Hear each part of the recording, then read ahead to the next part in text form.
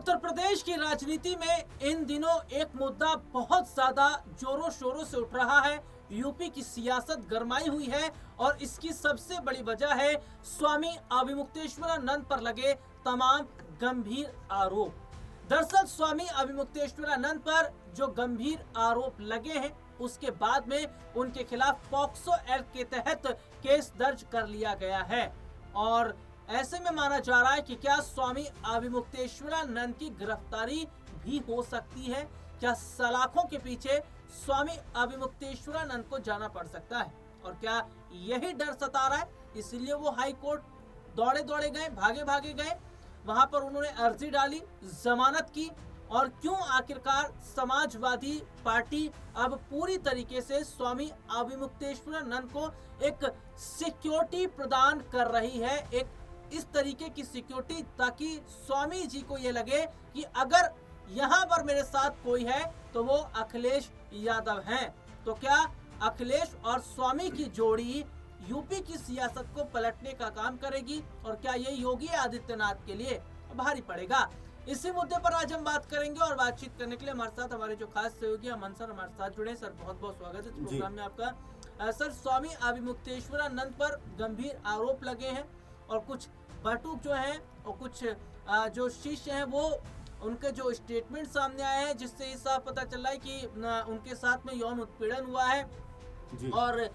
स्वामी अभिमुक्तेश्वरानंद इस वक्त फंसते नजर आ रहे हैं। ये वही स्वामी अभिमुक्तेश्वरानंद हैं जो साधु संतों की बात करते हैं, ये वही स्वामी अभिमुक्तेश्वरानंद हैं जिन्होंने स्नान करने को लेकर हट कर लिया था संगम तट पर। उसके बाद सरकार और इनके बीच जो विवाद है वो इतना बड़ा कि आज एफआईआर तक की बात आ गई, स्वामी पर तमाम खुलासे हो रहे हैं, लेकिन समाजवादी पार्टी का रुख कुछ और है। सर कैसे देख रहे हैं? देखिए बिल्कुल, पहली बात तो ये है कि जिस तरह से उत्तर प्रदेश में इस समय तनातनी का माहौल बना हुआ है और देखिए धर्म की बात कम से कम बीजेपी करती है और हमेशा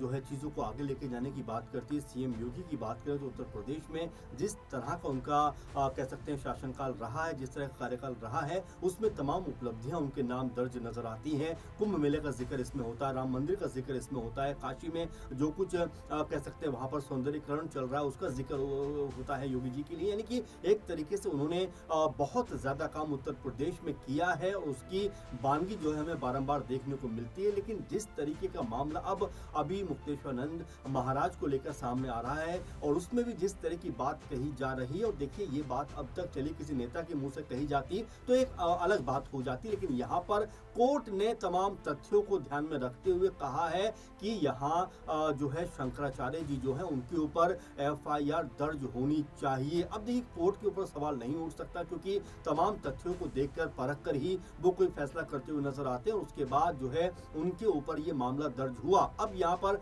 जो पहले बात कर रहे थे कि मैं गिरफ्तारी से नहीं डरता, मैं इससे नहीं डरता, अब वो अग्रिम जमानत के लिए हाईकोर्ट का दरवाजा खटखटाते हुए नजर आते हैं। तो कई तरह के सवाल यहाँ पर उठ खड़े होते हैं कि क्या कोई इसके पीछे मंशा कुछ और तो नहीं है, क्या कोई और पॉलिटिकल लोग तो नहीं है जो शंकराचार्य अभिमुक्तेश्वरानंद जी को कहीं ना कहीं पुश करने का प्रयास कर रहे हैं या उनको उकसाने का प्रयास कर रहे हैं। क्योंकि जिस तरीके से अब तक उनका जो कह सकते हैं कि बयान रहे हैं, उनकी जो बातें रही हैं, उसमें भी एक तरीके से ऐसा लगता है कि भाजपा सरकार के खिलाफ वो तमाम सारी बातें करते हुए नजर आते हैं। आपको याद होगा कि जब राम मंदिर का उद्घाटन हो रहा था, प्राण प्रतिष्ठा का कार्यक्रम था, उसमें भी उन्होंने जाने से साफ इनकार कर दिया था। इसके अलावा योगी जी की तुलना उन्होंने औरंगजेब जैसे शासक से कर दी, जिसको लेकर भी तमाम तरह की आलोचनाओं का उनको सामना करना पड़ा। लेकिन अब जिस तरह का ये मामला सामने आया, पोक्सो एक्ट का ये मामला है, अपने आप बेहद गंभीर कहीं ना कहीं ये मामला है क्योंकि पुलिस ने अब उन बच्चों का बयान भी रिकॉर्ड कर लिया है। ये कहा जा रहा है बाकायदा लिखित बयान भी है,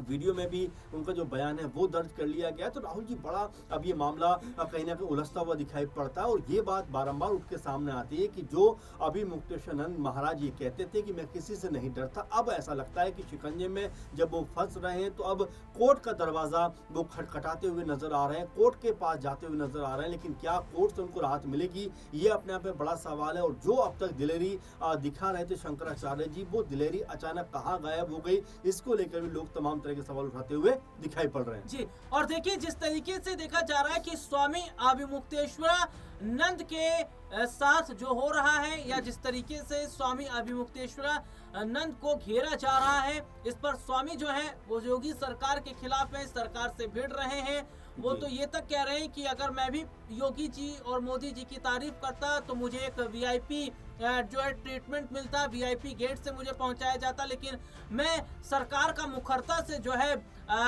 उनका सामना करता हूं, इसलिए जो है सरकार को ये चीज पसंद नहीं आती है। लेकिन सर इस मामले में भारतीय जनता पार्टी के अंदर क्यों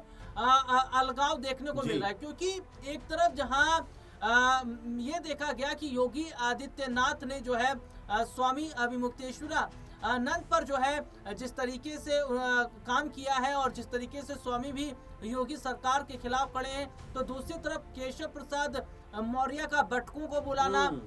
उन्हें सम्मानित करना, पूजा पाठ, उसके अलावा अगर मैं बात कर लूँ तो ब्रजेश पाठक भी जो है ये देखा जा रहा है कि वो स्वामी अभिमुक्तेश्वरानंद के साथ खड़े दिखते नजर आ रहे हैं। सर बीजेपी के अंदर जो सियासत चल रही है, क्या माना जाए कि कहीं ना कहीं अंदर खाने हैं कि भैया योगी आदित्यनाथ को सीएम कुर्सी से हटाया जाए? देखिए बिल्कुल दो बातें इसमें नजर आती है राहुल जी, क्योंकि जब स्नान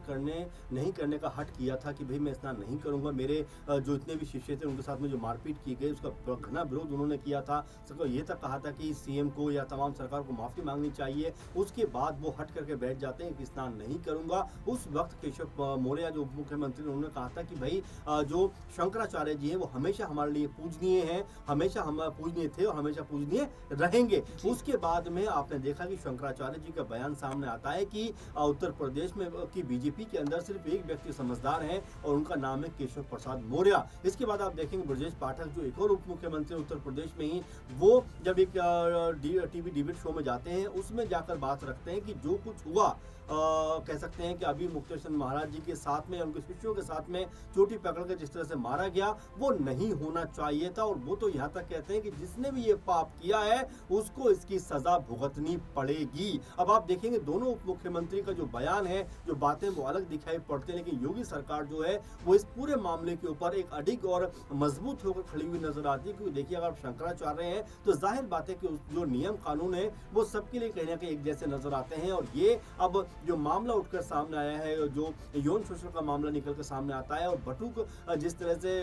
बयानबाजी बयान दे रहे हैं अपने और बयान रिकॉर्ड भी करा रहे हैं, उससे अब ऐसा लगता है कि अभी मुक्तेश्वर महाराज जो हैं उनके ऊपर अब मुश्किलें बढ़ने वाली हैं। उनको जो है अब हो सकता है कि सलाखों के पीछे भी जाना पड़ जाए। हालांकि उन्होंने अग्रिम जमानत के लिए हाईकोर्ट का दरवाजा खटखटाया है, लेकिन अब लोग ये भी कह रहे हैं कि भाई जब बच्चे या जो शिष्य हैं उनके इतनी बड़ी बात को अगर वो सामने रख रहे हैं तो उसकी भी बाकायदा जांच होनी चाहिए, क्योंकि ये मामला बेहद संगीन है। पोस्को के तहत ये पूरा मामला आता है और इसमें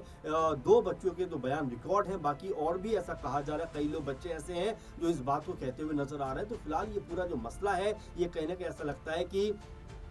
शंकराचार्य जी के खिलाफ जाता हुआ दिखाई पड़ता है। क्योंकि देखिए राहुल जी, एक बार फिर मैं ये बात कहना चाहूंगा कि अगर किसी नेता के द्वारा ये बात कही जाती, किसी अन्य व्यक्ति की बात के मुंह से अगर ये बात निकल कर सामने आती तो एक बात अलग हो जाती, लेकिन कोर्ट ने तमाम तथ्यों को देखकर, जांच कर, परख कर जिस तरह से मुकदमा दर्ज करने का जो निर्देश दिया है उससे ये बात समझ में आती है कि कुछ न कुछ तो ऐसा है जो वाकई में अभी मुक्तेश्वरानंद महाराज जी के खिलाफ जाता हुआ नजर आ रहा है। अब क्या वाकई में वो चुंगल में फंसने वाले हैं? अब क्या वाकई में वो सरकार और कानून के पेचीदगी में उलझने वाले हैं? क्योंकि अब तक मुखरता के साथ में वो योगी सरकार का, मोदी सरकार का विरोध करते चले आए हैं। अब ऐसे में जब वो कह सकते हैं इस पूरे मामले में फंसते हुए दिखाई पड़ते हैं तो क्या उनके सुर बदलते हुए नजर आते हैं? क्या उनकी जो लहजा है वो डाउन होता हुआ दिखाई पड़ता है? क्योंकि पोक्सो का जो मामला है ये वाकई में बेहद गंभीर और हैरान करने वाला मामला है। अब देखना होगा कि क्या स्वामी अभिमुक्तेश्वरानंद के खिलाफ जो आरोप लग रहे हैं वो आरोप सही है या फिर उन्हें फंसाने की कोशिश की जा रही है। और अगर उन्हें फंसाने की कोशिश हो रही है तो क्या ये योगी सरकार के लिए 27 के चुनाव में भारी पड़ेगा?